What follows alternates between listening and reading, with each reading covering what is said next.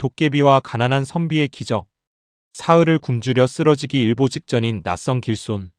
그리고 가난한 선비의 손에 남은 유일한 식량, 주먹밥 한 덩이. 내일의 끼니조차 기약할 수 없는 절망 속에서 당신이라면 이 마지막 양식을 기꺼이 내어줄 수 있을까요?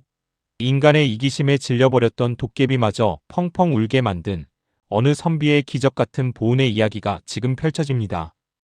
찢어진 창호지와 흔들리는 촛불.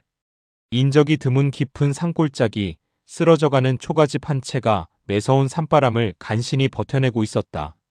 지붕에 볏짚은 사글대로 사가 군데군데 하늘이 보였고 마당에는 언제 자라났는지 모를 잡초들만이 무성하게 엉켜 겨울을 맞이할 준비를 하고 있었다. 그 허름한 초가집 안방 구멍난 창호지 사이로 황소바람이 들이치는 차디찬 냉방에는 낡은 도포 자락을 여민 채 책상머리에 꼿꼿이 앉아있는 김선비가 있었다. 그의 나이는 이제 간 40을 넘겼으나 오랜 세월 찢어지는 가난과 굶주림에 시달린 탓에 상투를 튼 머리에는 하얀 서리가 제법 내려앉았고 뺨은 깊게 패여 있었다. 하지만 그의 형형한 눈빛만큼은 책 속의 글귀를 쫓으며 올곧은 선비의 기계를 잃지 않고 있었다. 오늘따라 바람이 참으로 매섭구나. 곳간에 남은 곡식이라곤 좁쌀 한 줌이 전부인데 이 기나긴 겨울을 어찌 넘길꼬. 김선비는 시린 손을 호호 불어가며 얼어붙은 벼루에 조심스레 물을 붓고 먹을 갈기 시작했다. 먹을 가는 그의 앙상한 손목이 가늘게 떨렸다. 뱃속에서는 꼬르륵거리는 소리가 쉴 새 없이 천둥처럼 울려 퍼졌지만 그는 헛기침으로 그 소리를 억누르며 애써 글씨를 써내려갔다. 선비로서 학문을 닦는 일이야말로 배고픔보다 우선이라는 굳은 신념 때문이었다. 그러나 아무리 꼿꼿한 선비라 할지라도 사흘 내내 묽은 멀건죽 한 그릇으로 연명한 육신은 한계에 다다르고 있었다. 눈앞에 글자가 두 개로 겹쳐 보이고 핑 도는 현기증에 김선비는 결국 붓을 내려놓고 깊은 한숨을 내쉬었다. 아무래도 오늘은 산에 올라가 마른 땔감이라도 좀 해오고 칡뿌리라도 캐와야겠구나. 가만히 앉아 굶어 죽을 수는 없는 노릇 아니더냐. 그는 자리에서 일어나 삐걱거리는 문을 열고 부엌으로 향했다. 가마솥 안은 차갑게 식어 먼지만 앉아 있었고 찬장 구석에는 어제 아침에 간신히 뭉쳐놓은 주먹만한 보리 주먹밥 한 덩이가 덩그러니 놓여 있었다. 물기 하나 없이 쩍쩍 갈라져 딱딱하게 굳은 그 보리밥 덩어리가 김선비의 손에 남은 세상의 유일한 식량이었다. 그는 조심스레 그 주먹밥을 꺼내어 깨끗한 헝겊에 쌌다. 이것마저 먹어버리면 내일은 정말 구걸이라도 나서야 할 판이구나. 산을 오르다 도저히 버틸 수 없을 때 그때 요기를 하도록 하자. 김선비는 헝겊꾸러미를 도포 품속 깊숙이 소중하게 품고는 지게를 짊어지고 살인문을 나섰다. 산으로 향하는 길은 멀고도 험했다. 찬 바람이 낡은 도포 자락을 사정없이 파고들었고 달아빠진 집신 사이로 날카로운 돌멩이가 발바닥을 찔러댔다. 그럼에도 그는 산기슭을 오르며 떨어진 나뭇가지들을 하나둘 지게에 주워 담았다. 칡뿌리를 캐기 위해 언 땅을 파헤치느라 10손가락의 끝은 이미 붉게 짓물러 피가 맺혀 있었다. 뼛속까지 스며드는 추위와 하늘이 노래질 정도의 극심한 허기 속에서도 김선비는 품속에 있는 딱딱한 주먹밥의 감촉을 느끼며 꾹 참아냈다. 저 작은 주먹밥 한 덩이가 그에게는 마치 든든한 태산처럼 느껴졌던 것이다. 이 사흘 굶주린 기이한 덩치의 사내를 만나다. 해질녘이 다가오자 숲속에는 일찍부터 푸르스름한 어둠이 깔리기 시작했다. 지게 한가득 마른 나뭇가지를 짊어진 김선비는 무거운 발걸음을 이끌고 험한 진곡의 마루를 넘고 있었다. 숨은 턱 밑까지 차올랐고 뱃속은 이제 고통을 넘어 감각조차 무뎌질 지경이었다. 조금만 더 버티자. 고개만 넘으면 얼어붙은 몸을 녹일 수 있을 게야. 가서 따뜻한 물과 함께 이 주먹밥을. 그가 품속의 헝겊을 만지작거리며 간신히 고갯마루 정상에 다다랐을 때였다. 응, 아이고 나 죽네. 적막한 산속에서 누군가의 희미한 신음소리가 들려왔다. 짐승의 소리라기엔 너무나 사람의 것에 가까웠고 사람의 소리라기엔 묘하게 거칠고 굵은 목소리였다.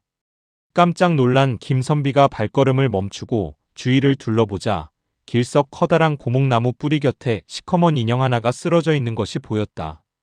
가까이 다가가 보니 사람이라고 하기에는 체구가 산더미처럼 거대하고 온몸에는 해진 누더기를 걸친 낯선 사내였다. 헝클어진 머리칼은 수세미처럼 엉켜 얼굴을 반쯤 가리고 있었고 맨발은 흙투성이가 된 채 덜덜 떨고 있었다. 이보시오. 뉘신데 이런 깊은 산중에 쓰러져 계시는 게요.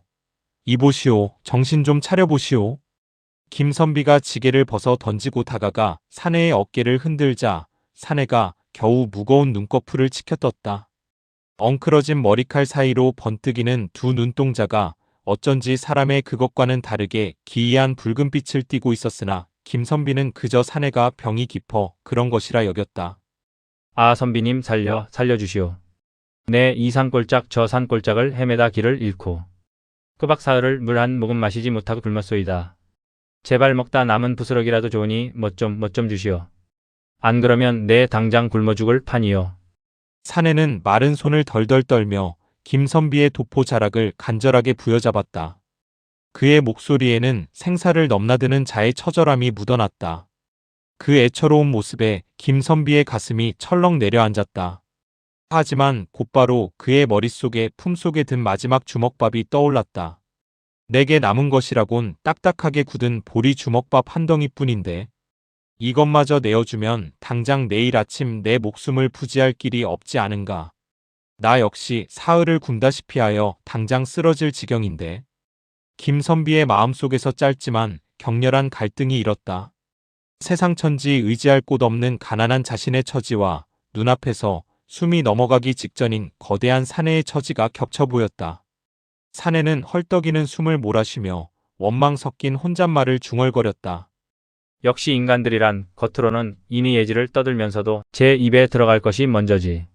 어찌 알지도 못하는 떠돌이에게 귀한 양식을 내어주겠는가. 내 괜한 기대를 했구만. 그 자조적인 한탄에 김선비는 번쩍 정신이 들었다. 양반의 돌이 선비의 길. 그것은 그저 따뜻한 방 안에서 글을 읽는 것에 있는 것이 아니라 굶주리고 헐벗은 이웃을 외면하지 않는 측은지심에 있는 것이 아니던가. 여보시오 길손. 이 사람의 형색을 보아 짐작하시겠지만 나 역시 가난에 찌들어 당장 내일 먹을 양식조차 없는 처지라오. 김선비의 말에 사내는 실망한 듯 다시 눈을 감으려 했다. 그러나 김선비는 품속 깊은 곳에서 조심스럽게 낡은 헝겊 꾸러미를 꺼내어 풀었다. 그 안에는 딱딱하게 굳어버린 초라한 보리 주먹밥 한 덩이가 들어있었다. 비록 볼품없이 굳어버린 밥덩이이나 내게 남은 유일한 양식이오. 나보다 당신의 사정이 더 급해 보이니 이것이라도 들어보시오. 사내의 커다란 눈이 튀어나올 듯 커졌다. 그는 믿을 수 없다는 듯 주먹밥과 김선비의 헬쑥한 얼굴을 번갈아 쳐다보았다. 정말 이것을 내게 주는 것이요? 이것을 내어주면 당신이 굶게 될 텐데. 허허, 선비가 어찌 입 밖에 낸 말을 거두겠소. 비록 내 배는 굶주리겠지만 죽어가는 목숨을 살렸으니 내 마음은 어느 부자보다 배부를 것이오. 어서 드시오. 체하지 않게 천천히 씹어 넘기시오.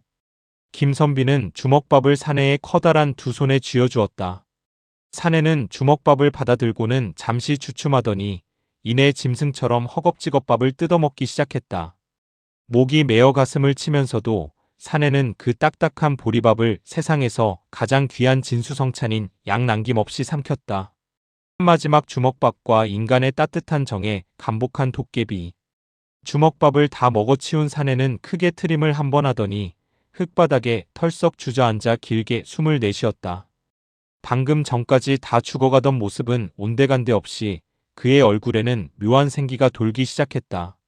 어둠이 완전히 짙어진 고갯마루, 구름 사이로 달빛이 비치자 사내의 기이한 모습이 더욱 선명하게 드러났다.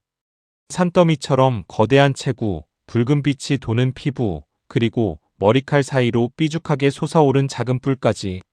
그제야 김선비는 눈앞의 존재가 평범한 인간이 아님을 깨달았다. 당신은 정녕 사람이 아니오? 놀란 김선비가 한 걸음 뒤로 물러서자 사내는 껄껄껄 호탕하게 웃음을 터뜨렸다. 그 웃음소리에 산속의 새들이 푸드덕 날아오르고 앙상한 나뭇가지들이 부르르 떨렸다. 선비님 놀라게 해드렸다면 미안하오. 실은 이 지리산 자락을 수백 년째 지키고 있는 늙은 도깨비라오. 도깨비라니. 옛 성현들의 책에서나 보던 기이한 존재가 내 눈앞에 있다니. 김선비는 겁이 났지만 애써 침착함을 유지하며 도포 자락을 꽉 쥐었다. 도깨비는 엉덩이를 툭툭 털며 자리에서 일어나더니 김선비 앞에서 넙죽 큰 절을 올렸다. 산처럼 커다란 덩치가 바닥에 엎드리자 땅이 울리는 듯했다. 아니 어찌 이러시오. 어서 일어나시오. 선비님, 내 말을 좀 들어보시오. 내 수백 년을 살면서 수많은 인간 군상을 보아왔소이다. 배가 부를 때는 온갖 선한 척을 다 하다가도 자기 국간이 비어가면 부모 형제마저 모른 척 등지는 것이 인간들의 간사한 본성이라 생각했지요. 그래서 인간들에게 정나미가 떨어져 아예 산속 깊은 곳으로 숨어들어 혼자 살아왔소이다. 도깨비는 붉게 충혈된 눈으로 김선비를 경외에 찬 눈빛으로 바라보았다. 며칠 전 짓궂은 내기에서 져서 도수를 부리지 못하게 되어 이리 산중을 헤매다 진짜로 굶어 죽을 뻔했지 뭡니까? 수많은 인간들이 나를 지나쳐 갔지만 다들 더럽다며 침을 뱉고 돌팔매질만 해댔소. 헌데 선비님은 자신이 며칠을 굶주려 뼈만 남은 앙상한 몰골을 하고 있으면서도 그 마지막 남은 피 같은 양식을 일면식도 없는 나에게 기꺼이 내어주셨소. 선비님의 그 따뜻한 인정과 진실된 마음에 이 늙은 도깨비가 오늘 참으로 큰 가르침을 얻었소이다. 도깨비의 말에 김선비는 멋쩍은 듯 허허 웃으며 손사래를 쳤다. 과찬이시오. 나는 그저 배고픈 자의 고통을 누구보다 잘 알기에 차마 모른 척 지나칠 수 없었을 뿐이오. 비록 도깨비라 하신들 어찌 목숨의 무게가 다를 수 있겠소. 선비님 참으로 갸륵하고 고마우신 분이요. 인간 중에도 이리 맑고 영롱한 마음을 가진 자가 남아있었다니. 이 도깨비놈 선비님의 그 보리 주먹밥 한 덩이의 은혜를 뼛속 깊이 새기겠소이다. 하늘이 무너져도 이 은혜만큼은 반드시 갚을 터이니 부디 평안히 돌아가시오. 도깨비는 다시 한번 깊게 허리를 굽혀 인사하더니 커다란 손바닥을 들어 허공을 한번 휘저었다. 그러자 자욱한 푸른 안개가 피어오르며 순식간에 도깨비의 거대한 형체를 감싸 안았다. 안개가 거쳤을 때 고갯마루에는 도깨비는 온데간데 없고 쏴아 부는 차가운 밤바람 소리만이 가득했다. 김선비는 꿈을 꾼 듯 멍하니 빈 허공을 바라보았다. 품속의 주먹밥은 사라졌고 뱃속은 여전히 텅 비어 쓰라렸지만 그의 마음속에는 모닥불을 피워놓은 듯 따뜻한 온기가 돌고 있었다. 참으로 기이한 밤이로구나. 배는 고프나 마음은 더없이 넉넉하니 이것이 바로 적선의 즐거움이 아니겠는가.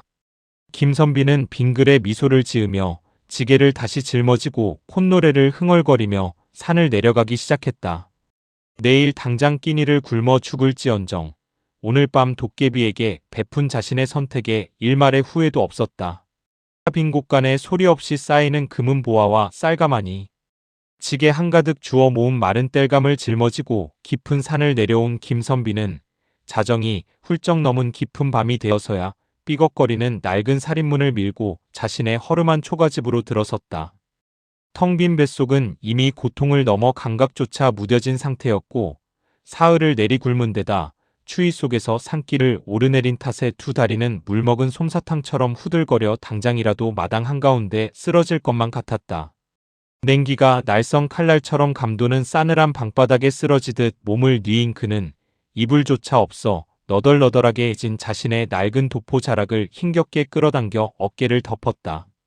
스르르 무거운 눈꺼풀을 감자 아까 어스름이 깔린 고갯마루에서 만났던 굶주린 사내 아니 수백 년을 살았다는 그 늙은 도깨비가 자신의 딱딱한 보리 주먹밥을 허겁지겁 참으로 달게도 삼키던 애처로우면서도 생기 넘치던 모습이 눈앞에 선명하게 떠올랐다.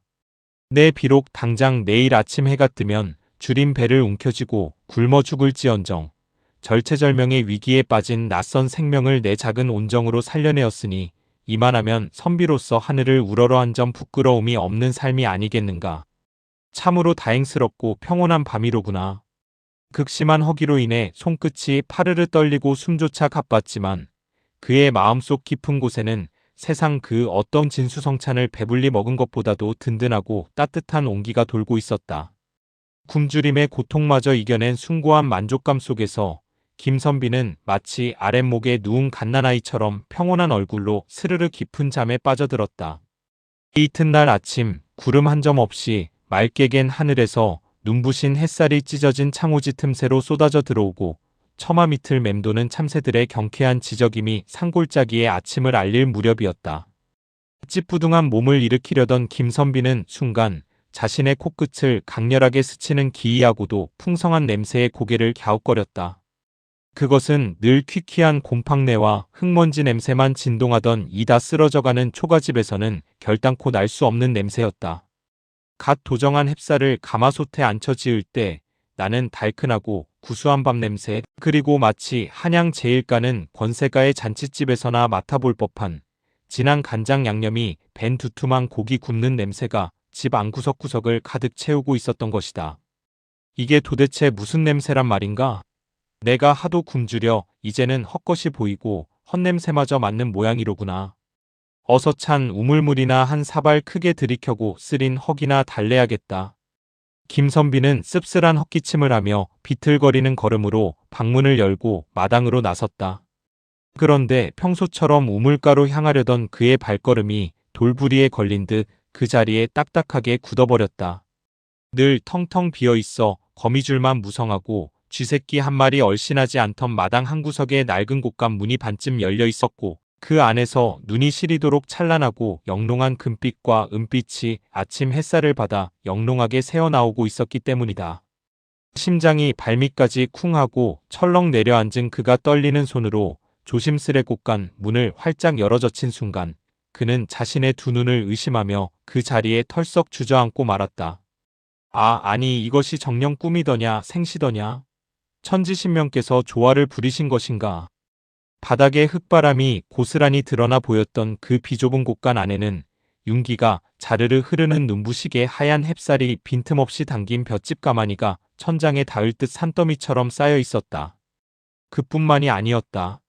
쌀가마니 옆으로는 빛깔 좋은 최고급 명주 비단이 수십 필이나 가지런히 쌓여 있었고 그 한가운데 놓인 커다란 오동나무 괴짝 안에는 눈이 부시도록 번쩍이는 황금 두꺼비와 어른 주먹만한 은정이 그리고 셀 수도 없이 많은 엽전 꾸러미가 넘쳐흐를 듯 가득 담겨 있었다. 믿을 수 없는 광경에 넋을 잃은 김선비가 홀린 듯 부엌 쪽으로 고개를 돌리자 가마솥 위에는 어디서 났는지 모를 김이 모락모락 나는 따뜻한 소고기, 묵국과 수북하게 고봉으로 담긴 하얀 쌀밥 한 상이 정갈하게 차려져 있었다. 망연자실하여 주저앉아 있던 김선비의 뇌리에 어젯밤 지리산 고갯마루에서 만났던 그 늙은 도깨비의 우렁찬 목소리가 천둥번개처럼 스쳐 지나갔다. 하늘이 무너져도 이 은혜만큼은 반드시 갚을 터이니 부디 평안히 돌아가시오. 그 도깨비가 진정 그 산도깨비가 자신의 말을 잊지 않고 이 엄청난 은혜를 갚은 것이로구나.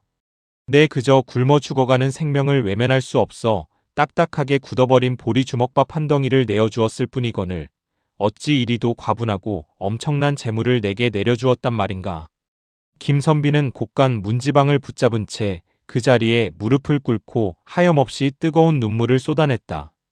평생을 지독한 가난과 굶주림 속에서도 불의와 타협하지 않고 올곧게 살아온 자신의 고단했던 삶에 대한 하늘의 벅찬 보상인 것만 같았다.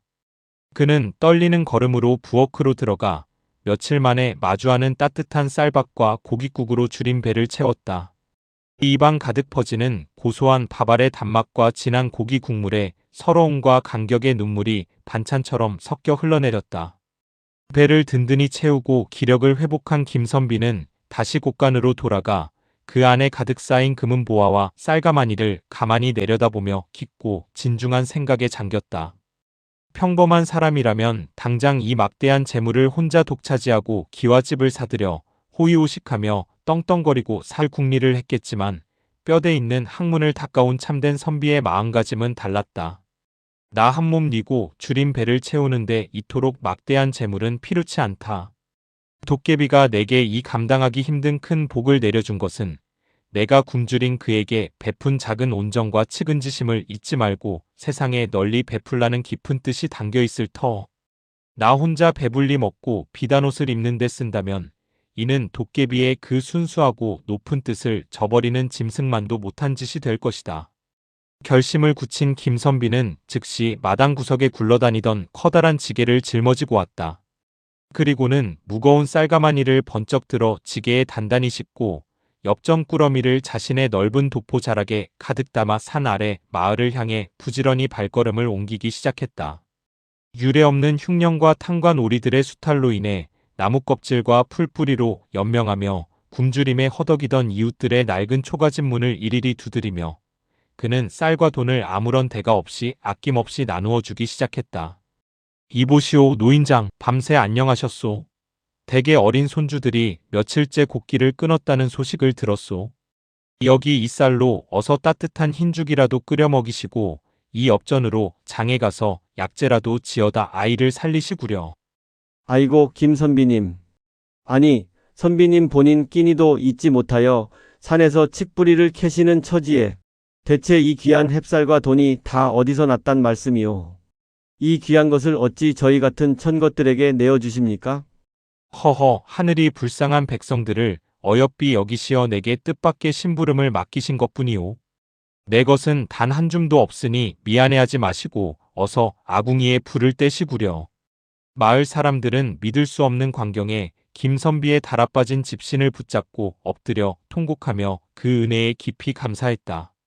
정작 자신의 곳간은 텅텅 비워가면서도 남을 위해 아낌없이 가진 것을 모두 내어주는 김선비의 거룩한 모습은 마치 어젯밤 차가운 바람이 몰아치던 고갯마루에서 도깨비에게 자신의 마지막 양식을 내어주던 그 숭고하고 아름다운 모습 그대로였다. 무너진 집을 일으켜 세운 도깨비의 은밀하고도 든든한 보은. 며칠 동안 밤낮을 가리지 않고 마을 구석구석을 돌며 도깨비가 준 쌀과 재물을 아낌없이 나누어 준 김선비의 헌신 덕분에 굶주림이라는 죽음의 짙은 그림자가 드리웠던 척박한 산골 마을에는 참으로 오랜만에 아이들의 까르르 웃는 소리와 굴뚝마다 피어오르는 따스한 밥 짓는 연기가 가득 채워졌다.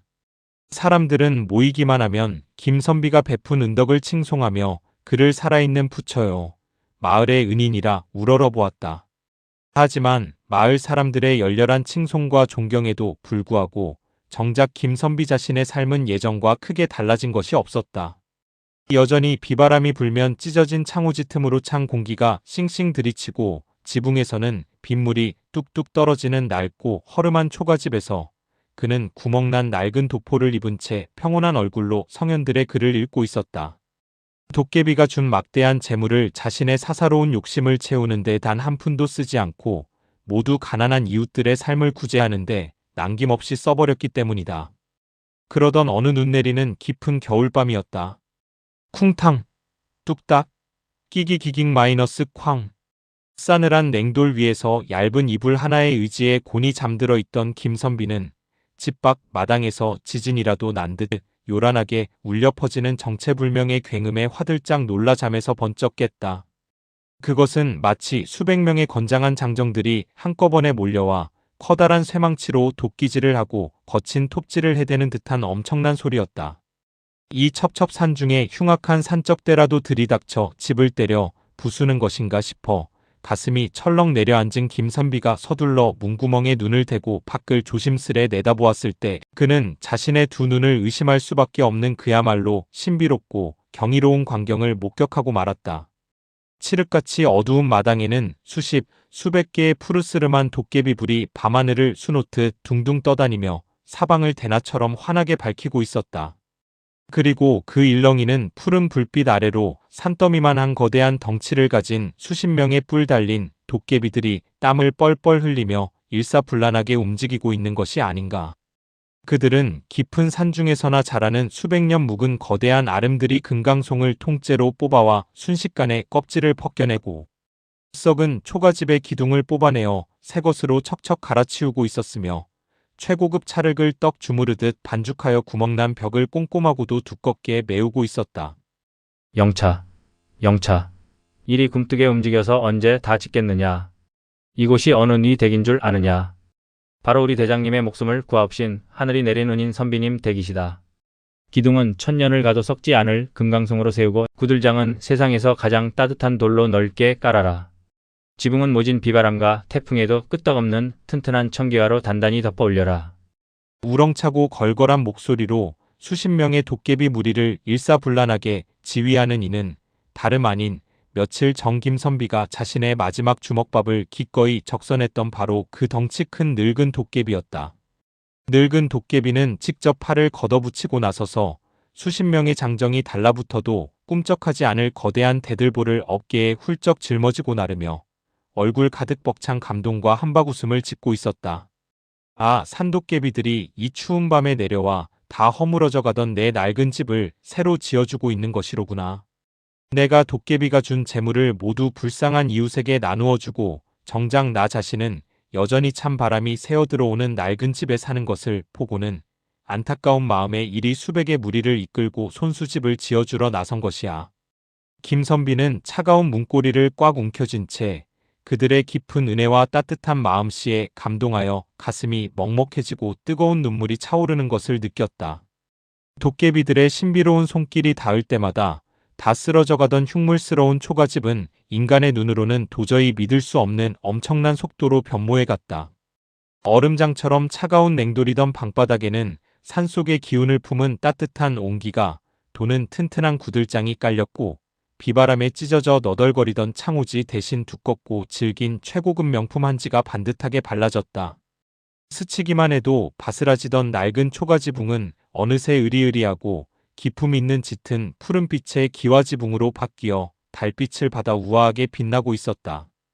밤새도록 끊이지 않고 이어진 도깨비들의 유쾌하고 경쾌한 망치질과 톱질 소리는 방 안에 누운 김선비에게는 세상 그 어떤 아름다운 궁중 음악보다도 듣기 좋은 평화로운 자장가처럼 귓가를 맴돌았다. 다음 날 아침 포근한 온기에 눈을 뜬 김선비는 자신의 등과 허리에서 뿜어져 나오는 후끈한 열기에 깜짝 놀라 자리에서 벌떡 일어났다. 방 안은 그 매서운 겨울 외풍 하나 없이 훈훈하기 그지없었고 천장은 궁궐처럼 높고 널찍했으며 은은한 소나무 향이 방 안을 가득 채우고 있었다. 떨리는 손으로 방문을 열고 마당으로 나가보니 어제까지 흉물스럽게 서 있던 허름한 초가집은 온데간데 없이 자취를 감추고 단아하면서도 뼈대가 굵은 대장부의 기계를 빼닮은 훌륭한 청기와집 한 채가 산기슭에 위풍당당한 자태로 서 있었다. 대문 앞에는 커다란 대리석 비석이 하나 세워져 있었는데 그곳에는 도깨비들의 투박하고 비뚤비뚤한 글씨체지만 진심과 정성이 가득 담긴 글씨로 이렇게 또렷하게 적혀 있었다. 세상에서 가장 배고플 때 자신의 마지막 주먹밥을 내어준 진짜 백이 참된 선비의 집. 이 세상의 어떤 잡기나 나쁜 애군도 감히 이 문턱을 넘지 못할 것이며 대대로 평안과 복이 깃들 것이다. 지리산 도깨비 일동 올림. 김선비는 차가운 돌비석을 따뜻한 손길로 쓰다듬으며 빙글의 간격의 미소를 지었다. 인간들의 이기심에 상처받아 굳게 마음의 문을 닫고 깊은 산속으로 숨어버렸던 늙은 도깨비가 가난한 선비의 작은 선행 하나에 이토록 맑게 마음을 열고 거대하고도 눈부신 은혜로 보답한 것이다. 참으로 고맙소, 지리산의 도깨비 형님들. 당신들의 따뜻한 땀방울이 스며든 이 훌륭하고 튼튼한 집에서 내 평생 학문을 게을리하지 않고 가난한 이웃을 보살피며 부끄럼 없는 참된 선비의 길을 묵묵히 걸어가겠소이다. 아침 햇살을 듬뿍 받아 찬란하게 반짝이는 푸른 청기와 지붕 위로 어디선가 늙은 도깨비와 그 무리들의 유쾌하고도 호탕한 웃음소리가 상쾌한 겨울바람을 타고 산골짜기에 메아리치는 듯했다. 육마침내 뜻을 이루고 이웃에게 베풀며 사는 참된 선비의 길. 밤새 도깨비들의 보은으로 지어진 단단하고 으리으리한 청기와 집은 단순히 김선비 혼자만의 안락한 안식처로 머물지 않았다. 날이 밝고 며칠 뒤 김선비는 집의 가장 넓고 볕이 잘 드는 대청마루와 사랑채의 문을 사방으로 활짝 개방하여 마을의 가난하고 배움에 목마른 아이들을 위한 무료 서당을 열었다. 글을 배우고 사람의 도리를 깨우치고 싶어도 종이가 없고 훈장에게 낼 쌀 한 줌이 없어 서당 근처에는 평생 얼씬도 못해보던 촌부의 자식들이 꼬질꼬질하지만 희망에 찬 맑은 얼굴을 하고 하나둘 김선비의 마당으로 모여들기 시작했다. 자, 아이들아. 다 함께 책을 펴고 허리를 곧게 펴거라. 하늘 천 따지. 뱃속 깊은 곳에서부터 소리를 끌어올려 크게 따라 읽어보거라. 세상의 배움에는 결단코 신분의 귀천이 없고 참된 앓는 곳 너희들이 험난한 세상을 살아갈 때 앞날을 훤히 밝혀주는 변치 않는 횃불이 될 것이니라. 하늘 천, 따지, 거물현, 누를 황, 초롱초롱한 눈망울을 빛내며 우렁차게 내뱉는 아이들의 글 읽는 소리가 깊은 지리산 자락에 낭낭하고도 아름답게 울려 퍼졌다. 김선비는 아이들에게 단순히 과거에 급제하기 위한 죽은 글만 가르친 것이 아니었다. 부모에게 효도하고 이웃과 화목하게 지내며 굶주린 자를 외면하지 않는 참된 인간의 도리를 몸소 실천하며 가르쳤다. 또한 그는 서당을 찾은 아이들의 줄인 배를 결코 모른 척하지 않았다. 늙은 도깨비가 김선비의 선행을 알고는 주기적으로 남몰래 뒷마당 곳간에 가득 채워두고 가는 햅쌀과 질 좋은 식량으로 매일매일 커다란 가마솥에 밥을 지어 글 공부에 지친 굶주린 아이들의 배를 세상 누구보다 든든하게 채워주었다. 사랑과 정성으로 글을 배우고 배를 불린 아이들은 하루가 다르게 훌륭한 인재로 성장해갔다. 김선비의 헌신적인 가르침을 받은 이들 중에는 훗날 한양으로 올라가 당당히 과거에 급제하여 청렴결백한 관리가 된 이도 있었고, 나라의 물류를 뚫어 백성들을 풍요롭게 하는 지혜롭고 거대한 상단 행수나 손끝으로 세상을 이롭게 하는 솜씨 좋은 장인이 되어 고향 마을을 지키고 이웃을 돕는 이들도 많았다. 그들이 세상에 나가 베푸는 선행의 근원에는 언제나 어린 시절 김선비가 내어준 따뜻한 밥 한 그릇과 사람의 도리에 대한 숭고한 가르침이 굳건하게 자리 잡고 있었다.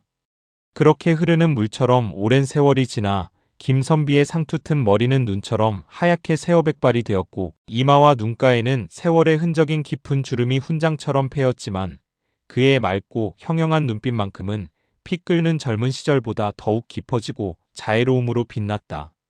그는 자신의 명성 덕분에 조정에서 여러 차례 높은 벼슬자리를 내리며 한양으로 부르는 교지를 보냈음에도 불구하고 권력과 명예를 탐하지 않고 평생을 그 조그만 산골 마을의 영원한 스승이자 가장 든든한 어른으로 남기를 기꺼이 자처했다. 마을 이웃 간에 크고 작은 다툼이 생기면 언제나 공명정대하고 지혜로운 판결로 서로의 앙금을 풀고 화해를 이끌어냈고, 모진 가뭄이나 흉년이 들어온 마을이 고통에 빠지면 자신의 넓은 곳간 문을 가장 먼저 활짝 열어 마을 사람들을 차별 없이 구휼하는 진정한 선비의 표본이었다. 어느덧 또 한 번의 매서운 겨울이 찾아와 온 세상이 하얗게 덮인 깊은 밤. 서당 아이들을 모두 집으로 돌려보내고 홀로 촛불을 밝힌 대청마루에 앉아 구수한 모과차를 마시며 세월의 무상함을 반추하던 김선비의 귀에 대문 밖에서 뽀드득 눈을 밟는 둔탁하고 묵직한 발소리와 함께 바스락거리는 기분 좋은 소리가 들려왔다. 찬 바람을 맞으며 천천히 솥을대문 문을 열고 내다보니 하얗게 눈이 쌓인 대문 앞에는 일반인은 평생 한번 보기도 힘들다는 백년 묵은 어린아이 팔뚝만 한 귀하디귀한 산삼새 뿌리와 참나무 장작 더미가 겨울을 따뜻하게 나라는 듯 한가득 정성스레 쌓여 있었다.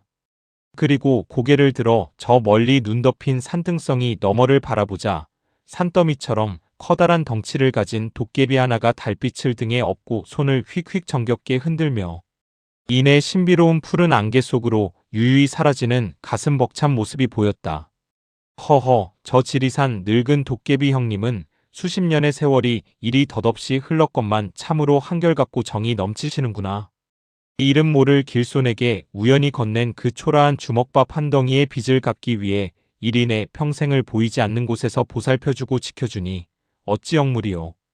요괴인 도깨비가 은혜를 쉬이 있는 인간들보다 못하다 할 수 있겠는가.